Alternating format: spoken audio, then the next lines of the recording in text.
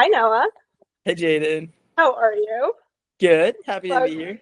I'm so happy that you're here. So today I'm chatting with Noah Pacht. Noah's making his Broadway debut, and John Proctor is the villain, and he understudies for Mason and Lee. Welcome to the pod. I'm so That's right. about everything. Okay, let's start off talking about your whole theater journey. You were a dancer first, correct? That's right. Okay, so you started out hip hop dancing. When did you first fall in love with theater, and how did you incorporate your dance background into your work on stage? Yeah, that's so true. I grew up dancing. I started when I was 8 years old. It was at my brother's bar mitzvah, and I was playing Pokemon. I brought my DS and I was like in a corner playing Pokemon. And my little cousin, she's like a year younger than me, but she was like, "You got to dance. You come with me on the dance floor. You're gonna dance." I was like, "Okay, fine." And then I was just like going crazy, right? And I was just hitting. I was just hitting it. And I was like, I love this. I need to get in dance. So I started taking dance classes. I got really serious about it. Um, I competed. I was on like 5 different dance teams, mostly hip hop at once, go to like dance conventions, and I was traveling all over. And my mom would drive me back and forth everywhere. And then I hit like 7th grade, and now it's time for my bar mitzvah. And I was really burned out of dance. I was just like kind of burning the candle on both ends, and um, just wasn't as fulfilled as I was before. And so I kind of cold turkey quit dancing overnight. It was like, I'm done. And then about a year went by, and I really missed performing. And so I signed up for an acting class that was like, it was like summer of 7th grade, like summer after 7th grade, going to 8th grade.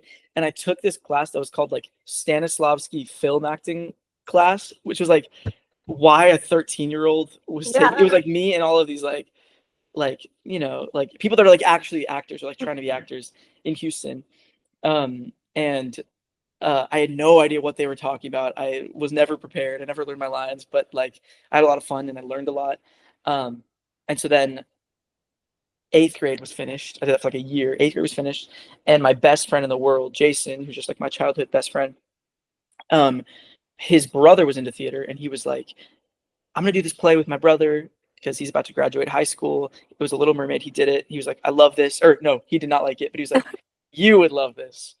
And so he really encouraged me. He's like, "You are going to go and do like the first play in high school." And I did. And then I just didn't stop. Yeah, it always comes back to the Little Mermaid. Every Always. always comes back to the Little Mermaid. Right. Always. Um, so did you see a lot of tours growing up? Because you're from Texas. Yeah, I mean, I must have. I saw a lot of, yeah, there's the Hobby Center, which is like the big theater in Houston. And all the tours would go through there. I remember seeing like Billy Elliot was maybe one of the first shows I saw, which is because I was like dancing at the time. So it was before I was even into theater, but my mom took me, I remember. And then I saw Book of Mormon, I saw Hamilton. Uh, my dad, I felt so bad because it was like when I was starting to get really into theater, maybe my junior year of high school or something. And my dad took me as like a birthday gift to go see Phantom on tour. And I was like, A, just like it was a long day and I was really tired. And B, I think I just wasn't, I appreciate the show now, but I just wasn't ready for it maybe. And I like slept through like the entire show, and I felt so bad. Were you part of your high school theater club? I mean, we didn't exactly have a theater club per se. Like, I mean, I guess there was like the Thespian Society, or whatever, but that's only if you. It's I guess if you like meet a certain, if you do a certain amount of shows every year, you could be a member. So like I was in that, but it was mainly just we had a really good theater department. It was a pretty small school, but there's a teacher there who's still like she's gonna be like my lifelong mentor basically. She's like was my first acting teacher really, and her name's we call her JBC. Her name is Jen Bauer Conley. We call her JBC, and so she runs the department at my old school. And yeah, it's like we would do one play in the fall, and then a high school musical in the winter, and then in the spring, because it was a high school and middle school together, we do like an all school musical. So they're like 3 main shows a year. And I did, yeah, starting freshman year, I did all of them except for senior year. I was doing like auditions for colleges and stuff, so I couldn't do the like high school musical that year. But other than that, I did like every show I could in high school. What was your favorite musical you did? Favorite musical I think was Bright Star. Mhm. Probably that was my junior year, and that was just like I don't know. Do you know that show? Have you seen it? I actually Or, listened to it for some reason. It like popped up yesterday, and I put it on. That was the oh, first really? time I ever listened to it. It's so weird that you just said that. That's so fun. It's weird how those synchronicities happen. Yeah.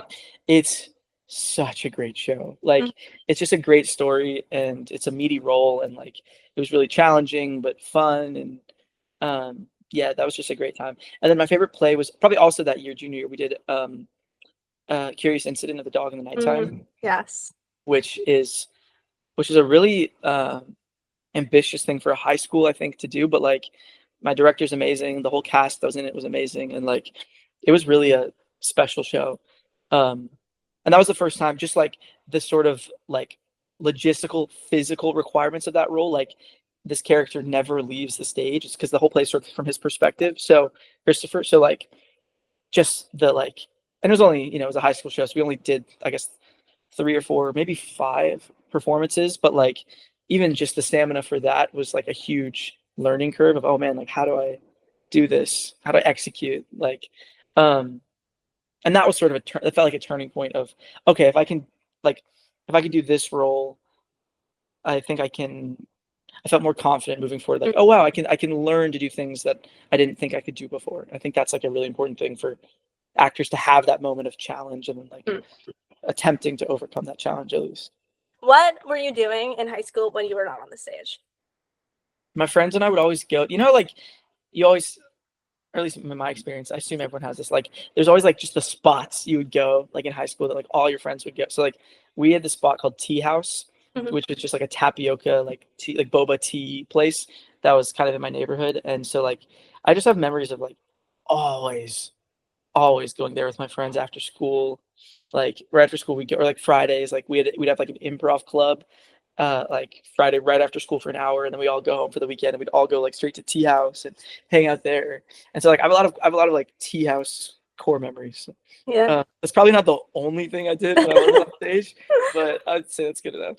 Yeah, that's a good answer. I feel like a big Long Island thing is like, I'm from Long Island. We always, everyone, if you ask anyone, everyone goes to the ice cream store, like any ice cream store in their town, Really? or the diner. We are. Oh, I love me. I just had lunch with one of my buddies at this diner across the street from me. Really? I love me a I diner. love a diner. Yeah. No matter what hour of the day you can get. Oh yeah, yeah, So, agreed. all right, so now let's talk about the college entrance process. Yeah. So you went to Carnegie Mellon. Mhm. Did you audition for musical theater or drama? Yeah, okay, actually wait, can I tell this, like, the story of how I heard about Carnegie Mellon to begin with? Yes. This was like such a important turning point in my whole life. I went to see, do you know Bandstand Of course. musical, right? So when I was like I think a sophomore in high school, they did a pro shot. They filmed Bandstand live on stage, and for one weekend they were playing it in movie theaters across the country. And so I went with a few of my theater friends to go see Bandstand in movie theaters. And I think the 4 of us were like maybe the only ones in the audience, 'cause like, it's such a niche like thing. Yeah. Maybe there are like 3 other people like in Houston, Texas. We went to go see it, and I was like a big Newsies fan too. So I was like watching every like Newsies vlog I could find on YouTube, and I was watching all these stuff that Corey Cott made. And I was like, oh, Corey Cott is in Bandstand. He's the guy that took over after Jeremy Jordan left Newsies. I'm like starting to learn the like Broadway lore, right? And so I watched Bandstand, and it just shook me to my core. I was like, what, like, Corey, I mean, all of them, but like in just the show and the way it functioned, the story, the music, but like Corey Cott's performance, just like I'll never forget, like watching Right This Way, the song Right This Way, which is kind of like the act 1 closer, in that theater, it burned something into my brain, and I became obsessed with Corey Cott. I watched like every video I could find on him, and I was like, who is this guy? How can I learn how to do that? And so I saw that he went to Carnegie Mellon, and so immediately there's like a turning point where I was like, what is this place? Like, I need to go there. And so that was sort of where like CMU became my dream school. Um, and then I started doing more research on it. And I found, oh wow, there's a lot of other cool people that went there too. But that was sort of like the starting influence or whatever. But yeah, so then college comes around. I auditioned almost everywhere to be a musical theater student. Now and even then, if I was being honest, I see myself much more as like an actor than like a musical theater actor, whatever that means. But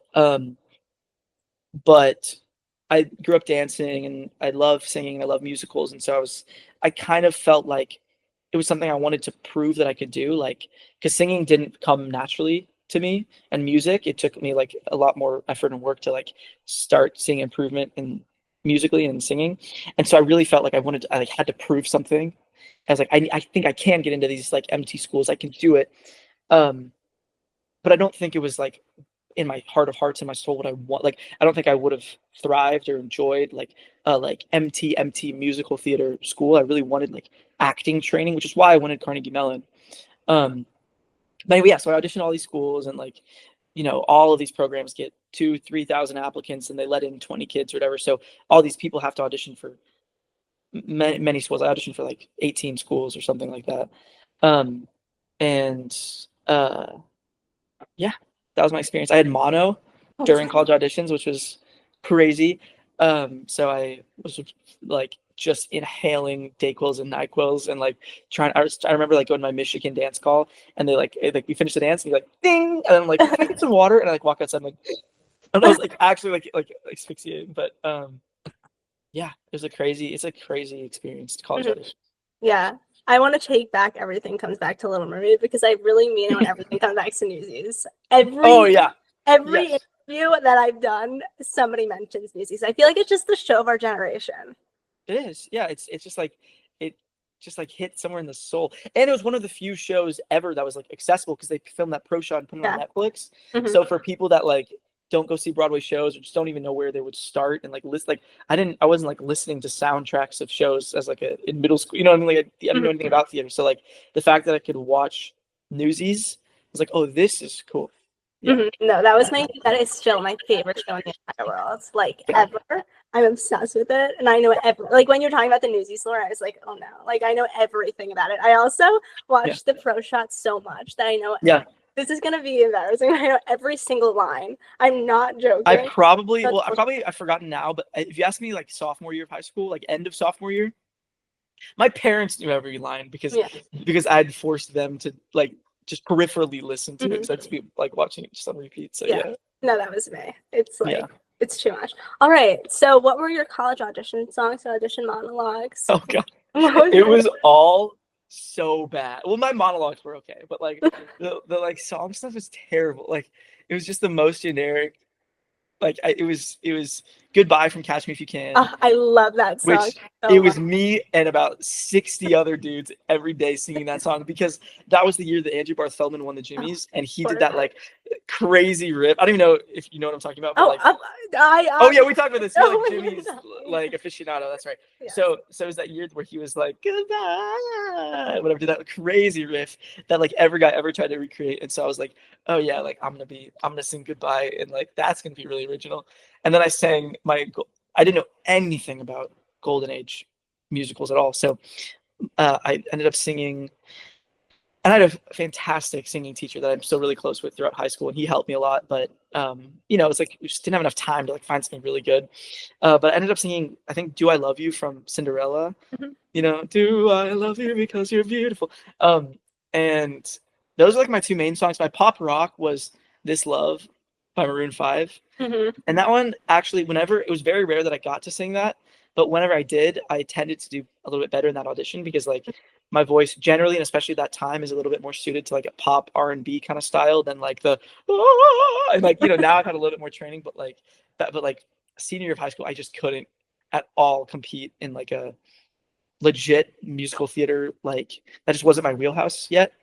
And so yeah, I just look back on those times like it all worked out, and like and I got in CMU, and it was like such a dream come true. But like that experience of all those auditions were so rough, and like I felt so unready, kind of, at least singing wise. But yeah. No, those times were scary.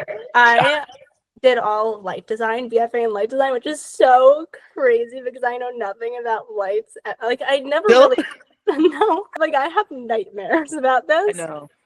And I can never go back. But like my friends auditioning for musical theater, like getting up, traveling for dance and sing, like the thought of that too, like I feel like I lived it in a secondhand way. Like I'm still scared of that too. Yeah, and it's crazy, like how like that was the start of like this never-ending chapter where there are people I met in musical theater auditions for colleges that like I'll see now in like Broadway auditions or whatever, and I'm like, it's actually really good, special having those moments of like, oh wow, like just a few years ago we didn't even know if we were gonna get into a single school, and now like people are like, look at you, like you're like, there's like one friend I'm thinking in particular that's like doing a tour of this big musical right now, and I'm like we were in the same audition, like a few years ago.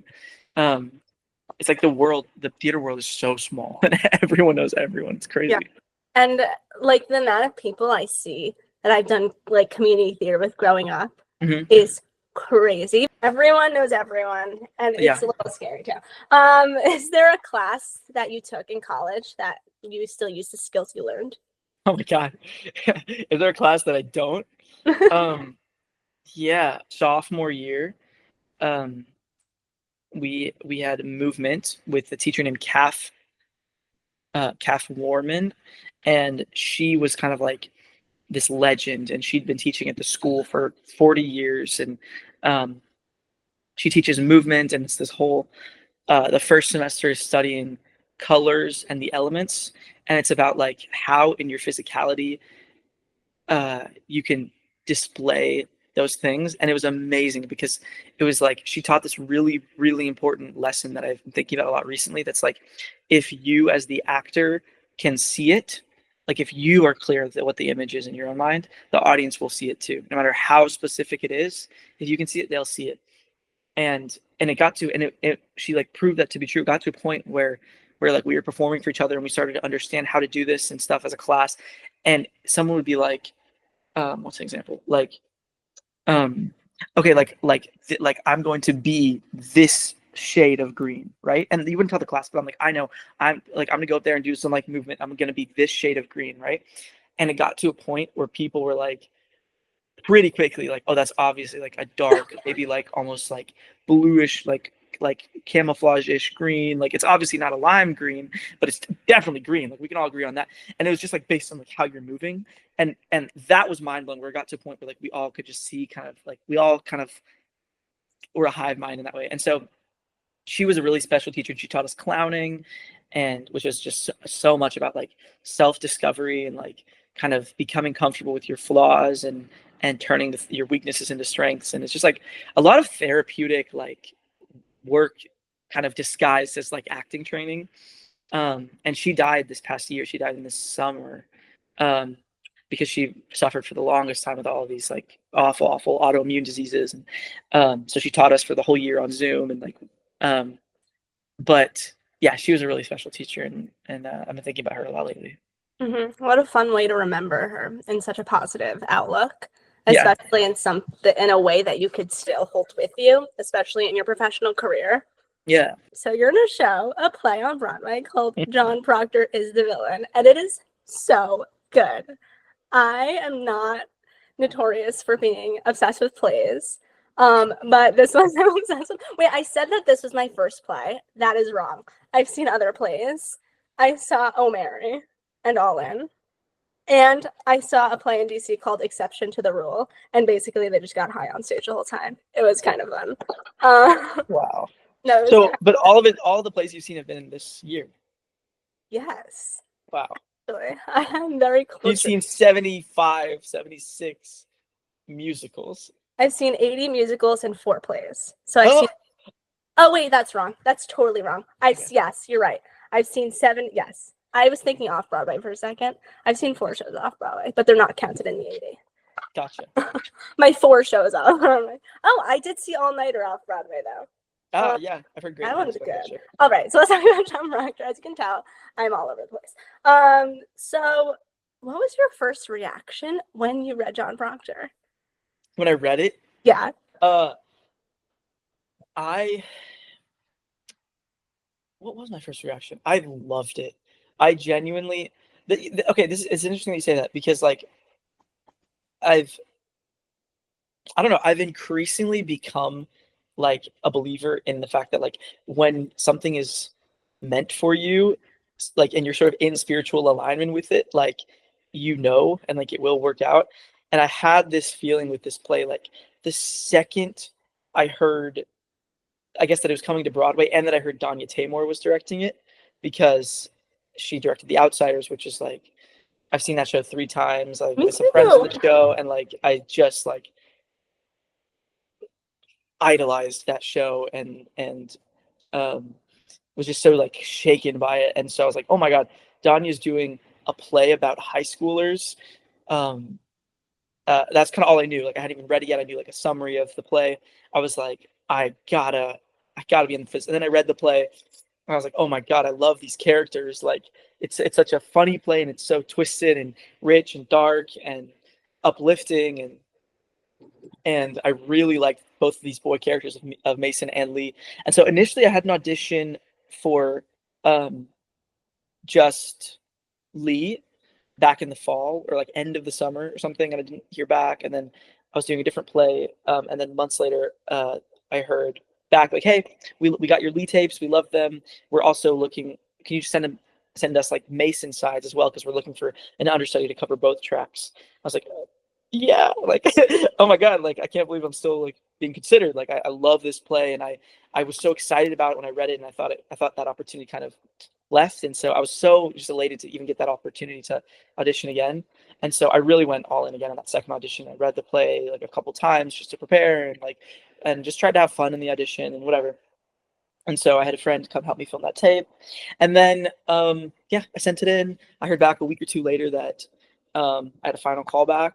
And so I went and did that, and I got to meet Danya and Taylor Williams, who's our amazing casting director, and she's amazing. She did Stereophonic and the Romeo and Juliet that was just on Broadway, and she does like all these cool projects. And so I auditioned for them, and it was just like a really awesome experience. And I loved meeting Danya because she was just like so great at putting. It was the first audition experience I've ever had where I felt like the director really put the actor like at ease and was really rooting for me and meeting me kind of where I was. And it wasn't like it didn't feel like I had to prove something so much as like I was given the opportunity to like share my take on something, which is a very kind of like emboldening like thing as an actor. It's just this is I think one of the things that makes her a great director is like she kind of sees I think where people are and will meet you there and help kind of hold your hand to walk to where you need to be together a little bit, how it feels. Um, and then yeah, I heard I finished the audition. It was great. I called my mom and I was like, that went really well. I think this play is going to be my Broadway debut. She was like, what? Why are you saying that? I was like, I just think so. And then I got a call a couple weeks later. The fact that you knew, that's just like intuition. Yeah, Um, and I don't mean that in like a in some sort of way where I was like, oh, I was so good. Like I knew I was gonna. It wasn't like that. It was just like I just knew that this play was fucking great, and I just knew that like I just wanted to be a part of it. I guess that's what I knew. I knew that like that this play I like that there's something about it that I understood. You know what I mean? Which is like it doesn't sometimes you feel that way and sometimes you don't, no matter how something could be so amazing. I've had auditions for plays or movies or whatever thing where it's like, oh my God, this thing's gonna be huge, gonna be amazing. But I just know like I'm just not right for this. I just don't quite speak this language. And then there's other things where you're just like, I get this. And that's kind of how this felt a little bit. Yeah, that's like when I apply for jobs and I'm applying for a job that's like 5+ years. And I'm like, why am I even putting time into this? But I still apply anyway. And then I get an email and I'm like, you didn't get it. And it's like, thank you so much for letting me know. Yeah, like, but did you need me to like speak Korean for this job? Like, do you need can't do that either. Do you need my Korean expertise? On my actually on my resume under like special skills it says Korean advanced. Right, So there you go. Needs Advanced too. Advanced. Just digging yourself a deeper hole. Yeah, I just keep going. Yeah. It's so special that you're in a Broadway show with such a young ensemble. Yeah. What's that like? What is it like to collaborate with people your age instead of a huge group? It's awesome. It's really cool. I mean, this is my Broadway debut, right? So it's like I don't really have much to compare it to in that sense. So, but I feel really lucky. Like everyone is great, and for most of the people in the cast, it's either their Broadway debut or like their kind of second or third Broadway show, and or like their first show back on Broadway in like a decade. Like for Sadie and for Fina Straza, who plays Beth, like both of them were child actors and they were on Broadway a long time ago, but they haven't been back in a minute. And so like it's just so cool. Like I think everyone feels this rush of excitement and loves being there. And then there's Gabe, who Gabe Ebert, who plays Mr. Smith, the teacher, and he's kind of, he's a Tony winner, and he's kind of like the Broadway veteran of the group a little bit. And so it's really nice, like the way these roles kind of planned out, that he is like the teacher of the classroom, right? Like in the play, he's like this character that the students kind of idolize and look up to and all this stuff. And it just kind of worked out really well that like a lot of, or I won't speak for anyone else, but for myself, this is my Broadway debut, and I feel like I've got a lot to learn, and I have learned a lot from this. And it's nice that like there's that contrast of like some of us that are really excited and everything feels so new, and some of us that are more experienced are like, hey, like this is what this means, this is what this means, like this is what this is. And it's just like, getting to have someone who kind of knows all this stuff there is to know, which is cool. Mm-hmm. Yeah. Did you read The Crucible in high school? Oddly, I think we read it in like middle school. Oh. Like 7th or 8th grade, I recall. I don't think it was a high school, but yeah, we definitely studied it. It didn't leave like I was no Crucible scholar. Mhm. I definitely had to reread it and rewatch the film and everything to like prepare for this. And then we read it, and talked about it a lot, in rehearsals. But now I'm kind of a big fan of it, especially now that it's just such a big part of this play. So we had to study it a lot to really understand it, to be able to do John Proctor as a villain. And so now I'm like, oh my God, I'm a big Crucible fan now. Since John Proctor deals with such heavy themes, does the cast have any rituals or traditions to keep it light backstage? I think everyone kind of finds their own way of navigating the show. I know for a lot of people, there are sort of conversations about like finding what works for you so that you can stay sort of on the train of the show as it's moving. And so I think everyone's kind of got their own traditions, but I think I get the impression that most of the actors have sort of found their backstage track just as much as their on-stage track, in terms of like, I know in between scenes 2 and 3, like I'm gonna just sit for a minute and take a couple breaths and just think about what's been happening in my life before in this scene, you know what I mean? Because there's a lot of time jumps, like this kind of takes place over the course of a semester, and a lot is happening in all these kids' lives and all these people's lives. And yes, I think every actor has just kind of found their own way to navigate like how to sort of stay present and like what's the word I'm looking for? Yeah, focused. Mm-hmm. And you have 2 tracks. How are you keeping them separate in your mind? Are you color coding Post-its? Yes, color code. Yeah, I've got one script, but it's just so like all the Lee stuff is highlighted blue. It's just kind of a vibe. Like I don't really have a reason for it, but it just makes sense to me that like Lee stuff is all highlighted blue and the Mason stuff is all highlighted green.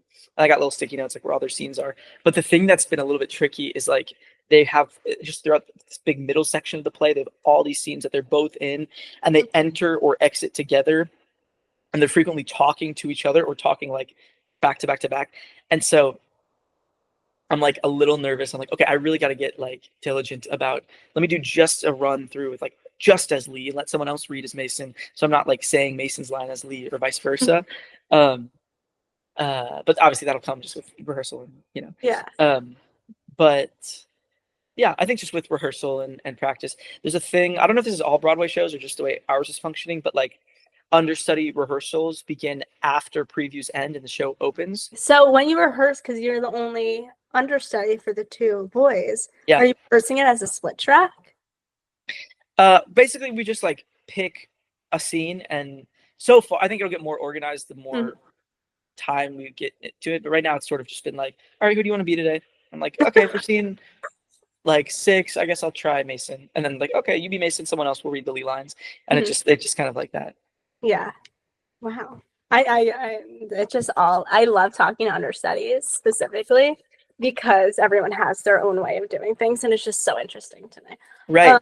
It's crazy. Like when people have like 6 roles and they're like, I couldn't even remember one. It's crazy, especially like in a musical where it's like the choreography or the harmony part is like so similar but could just be slightly different, right? And they have to be like so on it.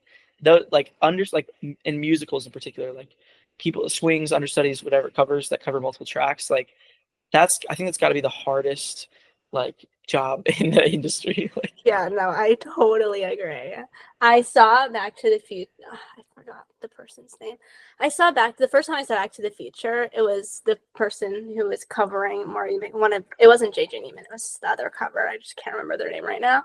And it was their first time on.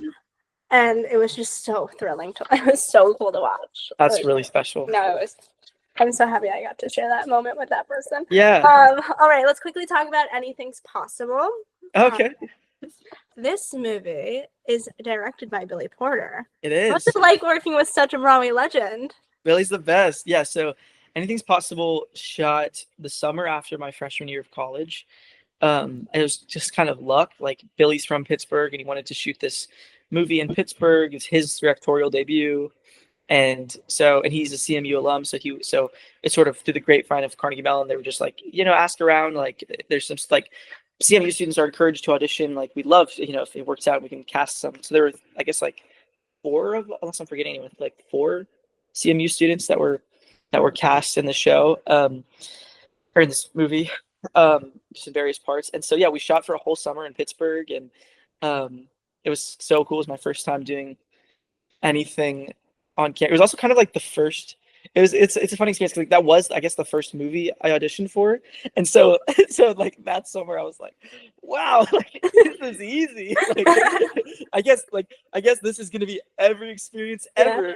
And then I haven't done a movie in like 4 or 5 years or whatever, but like but it was it was an awesome experience. I learned so much. Billy is like the best, and he treated the film set like a theater ensemble. Like, we all got meals together and spent time getting to know each other, and like felt like we were building this thing together, which was just so cool. Like, it was so cool, and we were all just excited to be there and having fun, and a lot of us knew each other from school, and so, like, it just felt like this, like, look at us, like, we're doing it kind of thing together.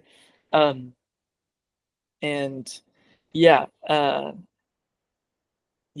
And I love the fact that Renee Elise Goldsberry was I know, that was so cool. I didn't get to work with her, obviously. Like, we didn't have any scenes together, and so I didn't meet her. But I remember one day, it was like one of my last days on set, and one of her first, or I don't know if it was her first day, but like her first day, like, we shot most of it in this high school in Pittsburgh, and she was there on that part of the set for some reason. I guess there's like one scene where she comes to the school, and they're filming that day, I guess. And so I just remember her walking past, and there's some PAs like helping her, whatever. And I just saw her, and I was like, whoa. And I like wanted to say something, but she was busy inside. But Carnegie Mellon alum. Yeah. Then she came to our graduation. She spoke at our graduation last year. And so, but even then, actually, I should have talked to her then. I didn't. I should have been like, yo, we were in a movie together. But I didn't. Yeah. One day I'll meet her. But she was really cool. We're going to do the rapid fire. If you would All like right. to participate. What's your favorite audition song? I don't know if it's exactly an audition song, but like the song I like to sing the most, and that I probably would use. I don't do like a ton of musical theater auditions as is, so it's like, I don't know. But like, if I were to choose one, it would be When She Smiles from Lysistrata Jones. I love that song. I love that song. What's your go-to snack backstage during a show? Okay, this week I've had a big old box of matzah. Or I guess like a couple weeks ago I got it, and I was just macking down on that matzah. Or I have like dried apricots, always fruit. I just have like a bunch of fruit. People always make fun of me. Like, I have like a pear in one hand, a plum in the other. I'm just like just juice slobbering all over myself, talking to people backstage. What's a dream role you can never see yourself playing? Dream role I could never see myself playing? Yeah. Jenny, is that her name? Jenny in Waitress? Jenna. So gross. Yeah, I could never see myself playing it because I don't even know what it's called. Yeah, Jenna and Waitress. Right. Have you watched The Pro Shot? Yeah, The Pro Shot, yes, and I saw the show on Broadway. That was like, I would say that's like technically my first real Broadway show, because I think I saw Spider-Man Turn Off the Dark when I was 5. That's or whatever. iconic. But I was like so little, I don't remember it. So Waitress I saw my sophomore year of high school, and that was my first like real Broadway show. Yeah. Wait, that's really, I don't even think you understand how iconic that is. Spider-Man like, or Waitress? Many people get Spider-Man. Not many people can say that they saw that. Yeah, it's true. I don't really remember it. If you could provide any show and star in it, what would it be and who are you playing? Okay. Ooh. Um. uh, I would love to do. Oh my goodness. I would love. Okay, first instinct is. That's hard. First Okay. instinct. Okay. First thing, I think I would say I'm a little young. It's okay. I would love to play Jimmy Ray in Bright Star, like in a Ooh, Broadway revival. right. I would love to do Bright Star again. I'm like really big on like because I've never done a show twice before, and I'm so big on like I just want to like whenever I finish a show, especially when it's been like a year or like a few years, and I feel like I've had a little bit more life experience or something under my belt. I'm always like, oh, like there's so many roles I've done that I really really want to give a go now and see kind of how it would turn out. Mhm. Yeah. Or yeah, no, I'm gonna say Bright Star You need a 54 below or solo. Spring Awakening. I would love to do Wait, Spring Awakening. I would love to direct Spring Awakening with Rachel Zegler. I mean, I don't really want to direct it. I just want to be part of it. Rachel Zegler as Wendela. Uh-huh. That's all I have. And Melchior Yes. or Moritz. I don't know which one I'd like to play either, but yeah. Let's cast. What's a musical theater song that's always stuck in your head? Oh my god. Um. What's the song called? By my college roommate. I drove him crazy because I think literally for all 4 years of college, it was stuck in my head, and it was just that it was like, what's it's a song that like Natalie Weiss sang, and maybe it was someone else too, but it's called Love Me Not.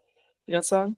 Oh. Love me not, counting petals on the floor. And it's just like that, like those two lines were stuck in my head for 4 years. And my roommate, and it's just subconscious, like I'm playing video games, I'm doing whatever, I don't know I'm singing it. And he's like, shut the fuck up. You're driving me crazy. No, right. So that song. Yeah, no, musical theater songs just infiltrate my brain at all times. But the one that like really is always in there, and I say every single episode, is Pandemonium from Spelling Bee. Ah, nice. It's always like my oh my all day long, and Hell yeah. it's like it needs to stop. Who is the coolest person you've ever met backstage at a show? I was really excited. I did. Ooh. Oh, ooh. Okay. Here's another full circle moment. It was really so. I graduated college last year. We had a showcase in New York and in LA, and Corey Cott came to see our showcase, and I got to meet him afterwards, and he was really kind about the work I'd done, and so that was like a really special full circle moment. If I was like, man, this is like he's kind of part of the inspiration for why I wanted to go here, and here I am like graduating, doing showcase, and he was like, you did so great, man. Like I loved your work, and so that was probably that. Yeah. Yeah, that was special. Okay, two more. What's the hardest song you've ever had to sing on stage? The hardest song I've ever had to sing on stage, probably. I had this singing teacher in college, who I love dearly. Her name's Giovanna.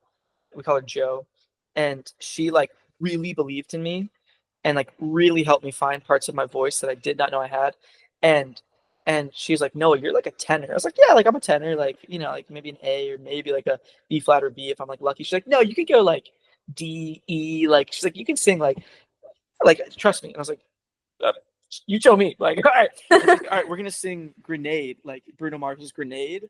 Like in the original key, like, yeah, not so catch a grenade. I mean that was probably not the key, but like like in like high. And so she had me sing that song. It became like a joke in our acting class, like our singing class, because it was like before she would say anything, everyone would look at me like, Noah, it's time to sing Grenade, like kind of as a joke, because like she had me do it so much, and then Joe would get excited. She's like, oh, yeah, like come sing Grenade. I'm like, oh my god, guys. Like there was one day, I think she had me sing it like 3 or 4 times, like the whole song straight. But she taught me a lot, and I like kind of was able to figure out how to do it. So that song was hard. That's my jam. I love that song. I love Bruno Mars. Oh yeah, he's the best. Where is Bruno Mars? Question of the day. Where is Bruno Mars? And last question, if you could sing a duet with anyone in the world, I have a feeling I know the answer. Who would it be and what would you sing? What, you think my answer is gonna be Corey? I think it's gonna be Corey Cott. No. No, Corey's great, but no, I would probably sing.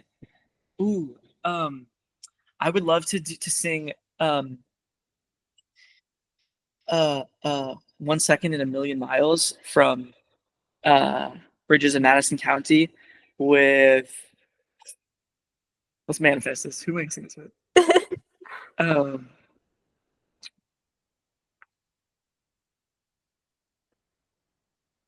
with, with Billy Porter.